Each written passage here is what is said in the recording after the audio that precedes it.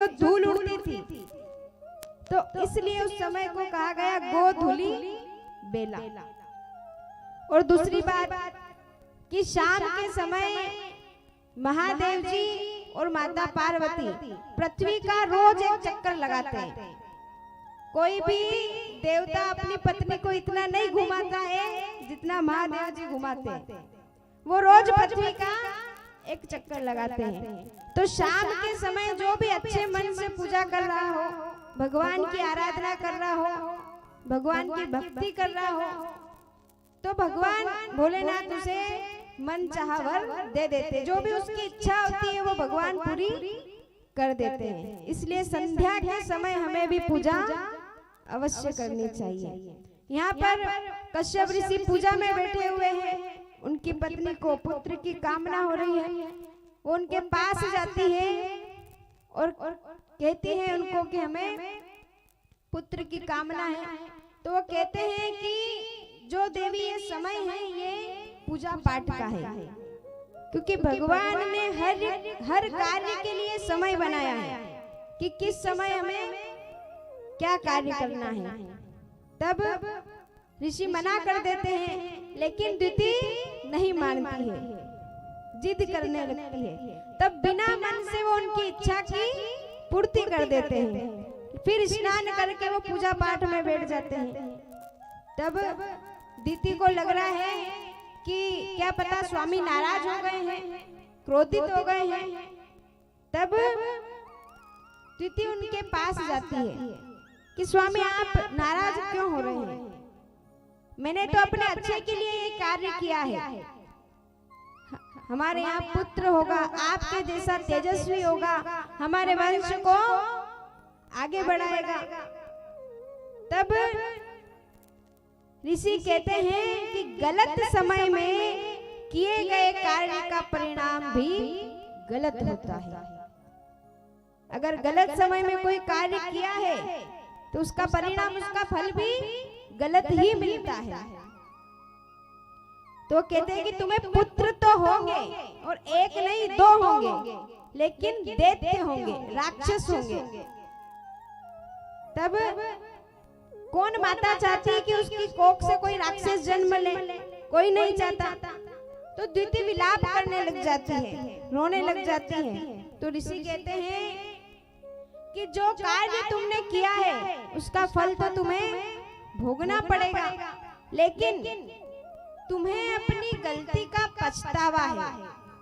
तुमने जो गलती की है उसका पछतावा तुम्हें है। तो जो तुम्हारा पौत्र होगा, इस वंश में जो पौत्र होगा वो बड़ा ही हरि भक्त होगा।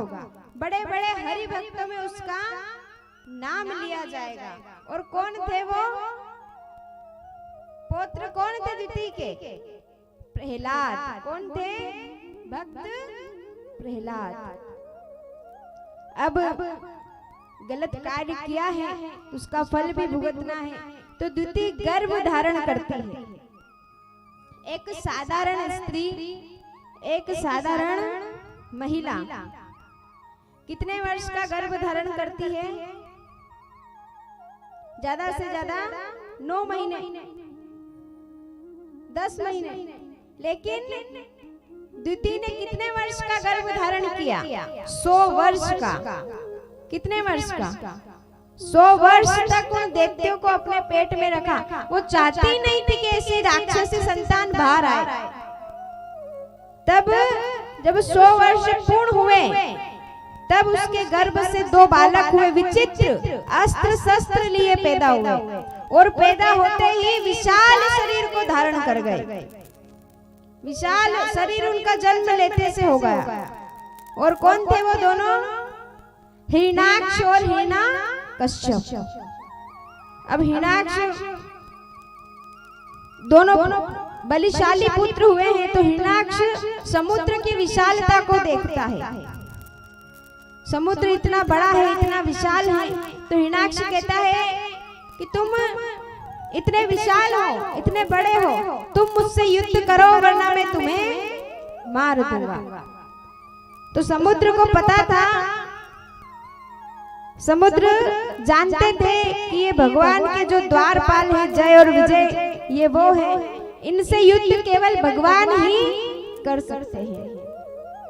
तब वो समुद्र कहता है कि मेरे तल पर पृथ्वी रखी हुई है, इसे भगवान अवश्य लेने आएंगे। तो जब वो लेने आए तब तुम उनसे युद्ध करना। अब इधर ब्रह्मा जी रचना का कार्य कर रहे हैं। अब महाराज रचना का कार्य तो कर रहे हैं, रचना तो कर रहे हैं, लेकिन जो रच रहे हैं उसको रखे कहाँ? जगह नहीं है। अगर हमारा ही घर है, मान लो कि एक छोटा सा कमरा है, हमें उसमें पलंग भी रखना है, फ्रिज भी रखना है, कूलर भी रखना है, सारी सुविधा उसके अंदर रखनी है, लेकिन जगह नहीं है, तो उसको रखोगे कहाँ? नहीं रख सकते। तो ब्रह्मा जी रचना कर रहे हैं लेकिन जगह नहीं है, तो वो भगवान से प्रार्थना कर रहे हैं। भगवान से प्रार्थना करते हैं, तब भगवान प्रसन्न होते हैं और वो कहते हैं कि मैं पृथ्वी को समुद्र तल से लेके आऊंगा।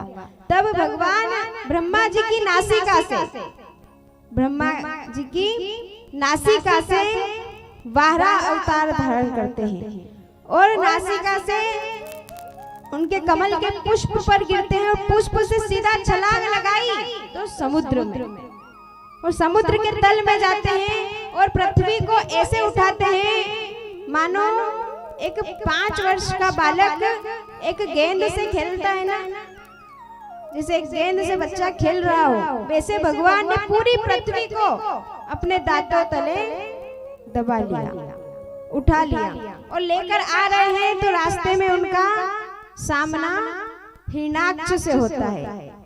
हिरण्याक्ष कहता है कि अगर तुम्हें ये पृथ्वी यहाँ से ले जानी है तो पहले तुम्हें मुझसे युद्ध करना पड़ेगा, पहले तुम मुझसे युद्ध करो, उसके बाद मैं तुम्हें यहाँ से पृथ्वी ले जाने दूंगा। तब वहाँ भगवान कहते हैं कि तुम जैसे दैत्यों को मारने के लिए तुम्हें जन्म लेता हूँ। तब भगवान और हिरण्याक्ष का वहाँ पर युद्ध होता है और भगवान हिरण्याक्ष का वध करते हैं और पृथ्वी को समुद्र तल पर स्थापित करते हैं। बोलिए कृष्ण कन्हैया लाल की। अब यहाँ पर ब्रह्मा जी रचना के कार्य कर रहे हैं, लेकिन एक भी कार्य सफल नहीं हो रहा है। उन्होंने सर्वप्रथम सनकाद ऋषियों की रचना करी। मैंने पहले ही दिन बता दिया, सनक, सनंदन, सनातन और सनत कुमार, ये ब्रह्मा जी के 4 पुत्र हैं। उनसे कहा कि तुम सृष्टि के कार्य को आगे बढ़ाओ, लेकिन उन्होंने कहा कि नहीं, आप हमें वरदान दीजिए कि हमारी आयु हमेशा 5 वर्ष की बनी रहे, हम हमेशा हरि भक्ति में लगे रहे, हमें कभी भी मोह माया नहीं व्यापे। क्या कह रहे हैं? कभी भी हमें मोह माया नहीं व्यापनी चाहिए। अब ब्रह्मा जी को क्रोध आ गया। देखो एक बात आपको बताता कि कथा में कोई भी एक जना भी उठा बैठा कोई आया तो हमारी सबकी नजर उसकी तरफ चली जाती है। जाती है कि नहीं? जाती है ना। कहीं 500 की गड्डी हाथ में हो तो नजर कहीं जाती है कि कहीं एक आधा नोट कम नहीं गिन ले। जब पैसे गिनते हो तो नजर जाती है इधर उधर? नहीं जाती ना। तो जो आया है उसको आने दो, जो जा रहा है उसको जाने दो, अपन कहाँ ध्यान दो? कथा में। तब भगवान ने हिरण्याक्ष का वध किया। उसके बाद पृथ्वी को समुद्र तल पर रखा और यहाँ ब्रह्मा जी ने रचना का कार्य आरंभ कर दिया। और जब उनके पुत्रों ने सृष्टि का कार्य आगे बढ़ाने से मना किया तो ब्रह्मा जी को क्रोध आ गया। क्रोध आया तो उनके भौहों से रुद्र की उत्पत्ति हुई। एक बालक उत्पन्न हुआ, रोता हुआ, तो ब्रह्मा जी ने बोला कि तेरा जन्म रोते हुए हुआ है। उनके क्रोध से उनका जन्म हुआ था। तो ब्रह्मा जी ने उनको कहा कि तेरा नाम रुद्र होगा, कि आप जाकर सृष्टि के कार्य को आगे बढ़ाओ। अब महाराज हम जानते हैं कि रुद्र महादेव जी का ही रूप है। तो क्रोध से जिनकी उत्पत्ति हुई है तो वो रचना काहे की कर रहे हैं? भूत की, प्रेत की। तब ब्रह्मा जी कहते हैं कि अरे सृष्टि का विनाश थोड़ी करना है, सृष्टि के कार्य को आगे बढ़ाना है। तो वो कहते कि आप रहने दो, आप तो भगवान की तपस्या करो। तब ब्रह्मा जी अपने एक हिस्से से मनु और दूसरे हिस्से से सतरूपा नामक स्त्री की रचना करते हैं। उन्हें कहते हैं कि तुम जाकर जंगल में भगवान की पहले आराधना करो, तपस्या करो। जब भगवान की आज्ञा हो जाए तब तुम सृष्टि के कार्य को आगे बढ़ाना। तब उन्होंने कई वर्षों तक तपस्या करी। उसके बाद उन दोनों का विधिवत विवाह हुआ। उसके बाद उन्होंने सृष्टि की रचना को आगे बढ़ाया। तब उनके यहाँ पर 2 पुत्र हुए और 3 पुत्रियां हुई। तो 2 पुत्र के नाम क्या थे? उत्तानपाद और प्रियव्रत। और जो 3 पुत्रियां थी उनका नाम था देवहूति, आकुति और प्रसूति। तो जो देवहूति का विवाह हुआ वो हुआ कर्दम ऋषि से, और आकुति का विवाह हुआ रुचि प्रजापति से, और प्रसूति का विवाह हुआ दक्ष प्रजापति से। अब यहाँ पर जो उत्तानपाद है उनको राजा बनाया जाता है, उन्हें राज सिंहासन पर बिठाया जाता है। उनकी 2 पत्नियां थी। पहले तो एक ही विवाह हुआ सुनीति से। किससे? सुनीति से। लेकिन उनको कोई संतान नहीं हुई। तो राजा ने दूसरा विवाह किया सुरुचि से। ये जो सुनीति और सुरुचि है ये हमारी नीतियां हैं। हमारी नीति जो है, हमारी नीति कहती है कि हम खूब कथा में जाएं, खूब भगवान के मंदिर जाएं, खूब सत्संग करें। लेकिन जो हमारी रुचि है वो हमारे घर के कामों में हमें उलझा देती है, वो हमें नहीं आने देती है। हमारे जो पुण्य है, हम जो पुण्य करते हैं, जो दान करते हैं, वो तो खूब कहते हैं कि खूब कथा में जाएं, लेकिन जो हमारे पाप है वो हमें नहीं जाने देते। तो यहाँ पर सुनीति से उनका विवाह हुआ, कोई संतान नहीं।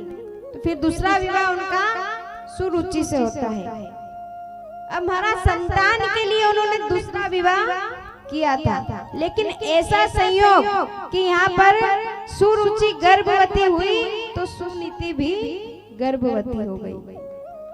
पर महाराज जो राजा थे वो ज्यादा सुनीति के पास नहीं जाते थे। जो सुरुचि थी वो बहुत सुंदर थी, तो उसके यहाँ वो उनका प्रेम उनसे ज्यादा था। तो दोनों को एक एक बालक हुए। सुनीति से जो बालक हुआ उसका नाम रखते हैं ध्रुव, और सुरुचि से जो बालक हुआ उसका नाम रखते हैं उत्तम। क्या नाम रखते हैं? उत्तम। अब दोनों बालक समय बीत रहा है, बड़े हो रहे हैं। एक दिन राजा युद्ध करके कहीं से आ रहे थे। वो पहले युद्ध करने जाते थे ना, तो राजा युद्ध करके कहीं से आ रहे थे। तो युद्ध करके आए तो हमारे कहीं सोच लो घर में बच्चे हैं और उनके पिताजी कहीं शहर गए हैं। पिता जब लौट कर आते हैं तो बच्चे कैसे दौड़े दौड़े जाते हैं कि पिताजी हमारे लिए कुछ खाने का लाए होंगे, कुछ खिलौने लाए होंगे। जाते हैं कि नहीं? तो यहाँ पर जब राजा युद्ध करके आए तो ध्रुव दौड़े दौड़े उनसे मिलने के लिए आए और जाकर उनकी गोद में बैठ गए। अब जो उनकी छोटी माँ थी उसको ये बात अच्छी नहीं लगी। कि जो मेरी सोच है उसका बेटा राजा की गोद में कैसे बैठ गया। यही तो भेदभाव है। कथा क्या सिखा रही है कि भेदभाव मत करो। महाराज कहीं समझ लो कि घर में दो बहुएं हैं, देरानी और जेठानी है ना। तो वो अगर अपने बेटे को दूध का ग्लास बढ़िया बिल्कुल बिना पानी वाला देती है, लेकिन वही जेठानी का बच्चा आ गया है तो उसमें आधा पानी कर ये स्थिति है आज घरों की। ऐसा करते हैं लोग। हमारे वाला कोई आया उसको अच्छी चाय, और कोई दूसरा आया तो उसको, हमारे इधर एमपी में कहते हैं कि डबल कटोरी और सिंगल पानी, कि उसमें दूध ही नजर नहीं आता। तो हमें ऐसा मतभेद नहीं करना है। अगर जब हम सबके लिए एक समान रहेंगे ना, भगवान भी तब ही प्रसन्न होंगे। अगर जब आपके मन में ईर्ष्या का भाव दूसरों के प्रति खत्म हो गया, भगवान नहीं कहते कि तू दिन भर 4-4 घंटे मेरी पूजा में बैठ। भगवान कहते हैं कि निर्मल मन जन सो मोहि पावा। जिसका मन निर्मल है, जिसका तन पवित्र है, जिसका मन पवित्र है, भगवान उसको स्वतः ही मिल जाते हैं।